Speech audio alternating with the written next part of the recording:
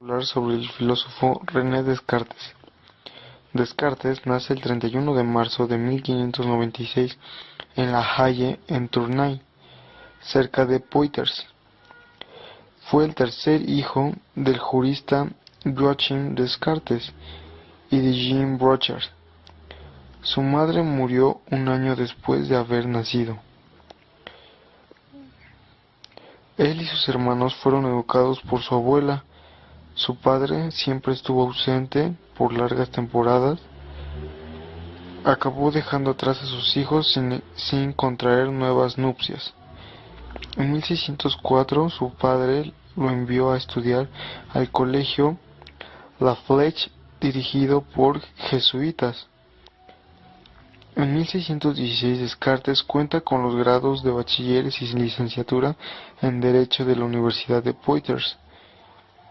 Descartes fue un filósofo, matemático, y Descartes trató de aplicar a la filosofía procedimientos racionales inductivos de la ciencia y en concreto de las matemáticas. Antes de haber configurado su método, la filosofía había estado dominada por el método escolástico, que se basaba por completo en comparar y contrastar las opiniones de autoridades reconocidas. Rechazando este sistema, Descartes estableció que en nuestra búsqueda del camino directo a la verdad no deberíamos ocuparnos de objetos de los que no podamos lograr una certidumbre similar a la de las demostraciones de la aritmética y la geometría. Por esto, él determinó no creer en ninguna verdad hasta haber establecido las razones para creerlas. El único conocimiento seguro, a partir del cual él comenzó sus investigaciones, lo expresó en la famosa sentencia cogito ergo sum, pienso, luego existo, partiendo del principio de que la clara conciencia del pensamiento prueba su propia existencia, y él mantuvo la existencia de Dios.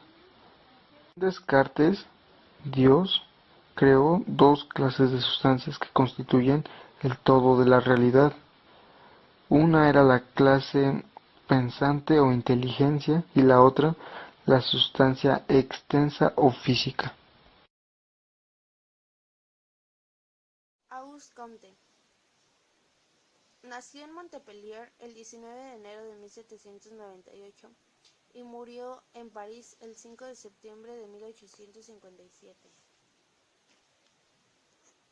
Es pensador francés fundador del positivismo y de la sociología, con la publicación de su curso de filosofía positiva 1830-1842. Auguste Comte apadrinó un nuevo movimiento cultural, del que sería considerado iniciador y máximo representante, el positivismo.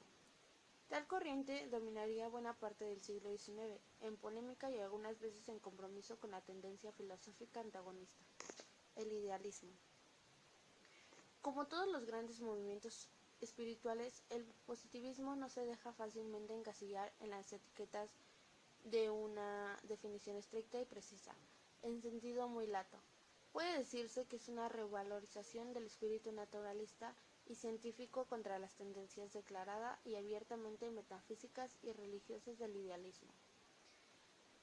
El positivismo de Comte es un discurso complejo que comprende al menos una teoría sobre el conocimiento, una interpretación sobre el sentido de la historia y una posición política ante la sociedad. En cuanto a lo primero, el positivismo afirma que en sentido estricto el conocimiento lo es solo de datos verificables o simplemente hechos. Esto es, de fenómenos cuya regularidad puede ser contrastada al modo de, por ejemplo, una ley física o química, y que todo conocimiento, además de cierto, indudable, exacto y sistemático, claro, ha de ser útil, es decir, ha de traducirse no en teoría, sino en aumento de la capacidad de control e intervención tecnológica sobre los fenómenos. Lo que caracteriza el advenimiento de una ciencia es el paso de una explicación teológica. Las causas, los fenómenos son atribuidas a divinidades, o bien metafísica. Las causas de los fenómenos son abstracciones personificadas a una explicación positiva. Un saber positivo es un saber que instituye las relaciones entre dos hechos y renuncia a la explicación absoluta. No busca las existencias ni la causa de las cosas, sino las leyes que la gobiernan. La ciencia positiva aspira a saber únicamente aquello que es posible saber. Es una actitud de pensamiento que sustituye algunas preguntas como pueden ser ¿por qué? Por la pregunta ¿cómo? Y o sea que para Comte la filosofía es el positivismo. Jaime Balmes, considerado el filósofo más importante de la España del siglo XIX, centra su atención en el problema de la certeza y en el criterio de esta.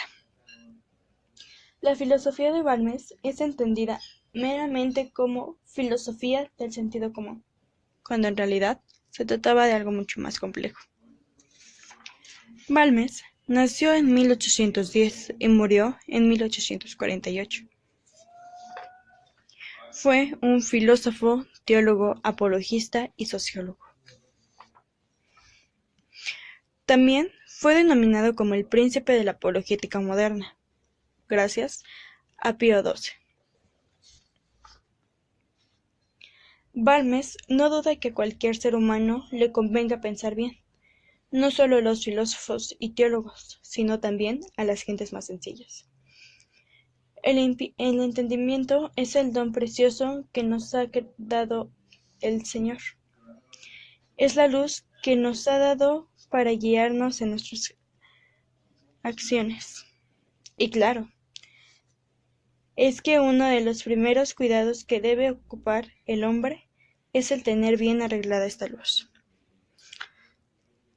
A esto se refiere a que el conocimiento, no solamente de la filosofía, también de otras ramas, debe de proporcionárselas a las gentes más sencillas.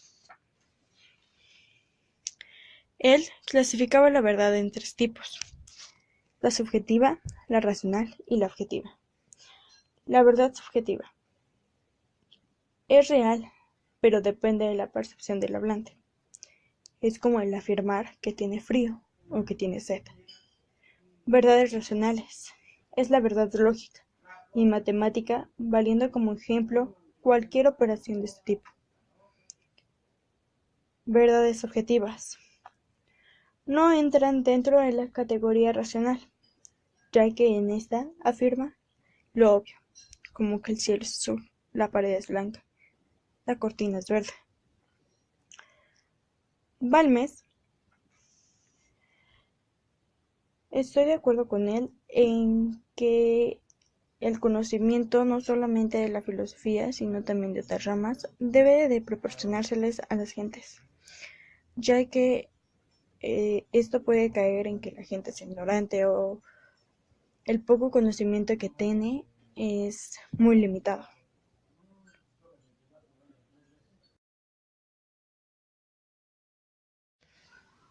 Joseph Proudhon nació el 15 de enero de 1809. Fue filósofo, político y revolucionario francés. Nació en Besançon, Francia. Fue ateísta y estudió en el colegio de Besançon.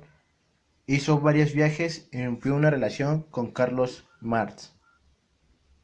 Este rompimiento fue muy importante, pues causó una gran rivalidad que perdura en nuestros tiempos sobre el comunismo y el anarquismo, pues él creía que la propiedad es el robo, la propiedad que no deriva del trabajo propio, es decir, de los medios de producción. Estos medios deben ser comunes, poseer los frutos del trabajo, ya que no ser así restauraría amenazada la independencia del trabajador. Esto lo dice en su célebre libro ¿Qué es la propiedad?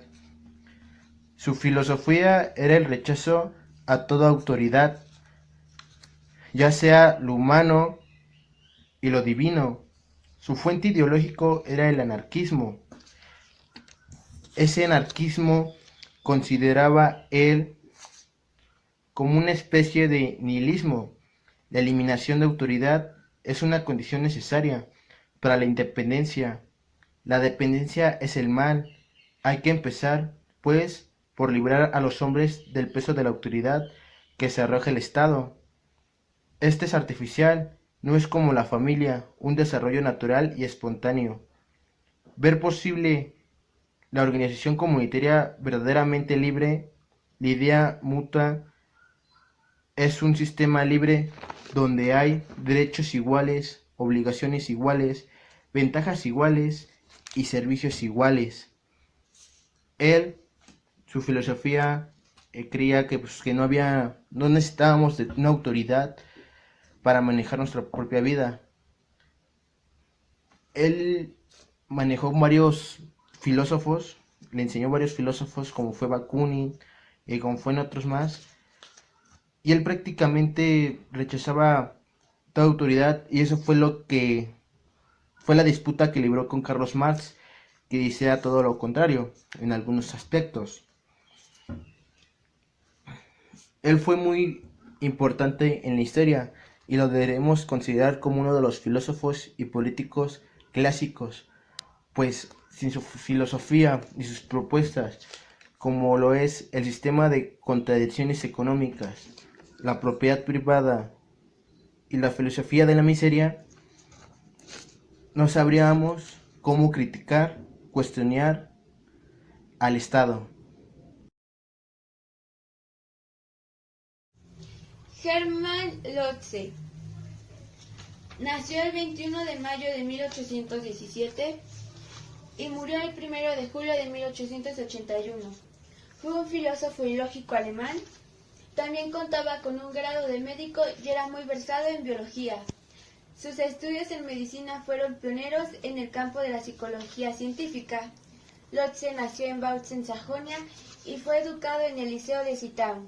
Desde temprano desarrolló un gran aprecio hacia los autores clásicos, publicando una traducción de la Antígona de Sófocles en latín. Fue el primero en intentar una tematización de los valores. Introdujo en la filosofía una discusión que habría de durar hasta nuestros días. Lotze separa los valores de las cosas caracterizándolos por su validez. Esta posición desencadenó dos grandes corrientes de pensamientos: la corriente objetivista, según la cual los valores son objetos o al menos objetivos y por consiguiente son descubiertos, y la corriente subjetivista, por la cual estos son creados por el sujeto o al menos dependen principalmente de él. En su obra característica Psicología médica o psicología del alma, habla sobre la transición de la fisiología a la psicología por medio de datos fisiológicos.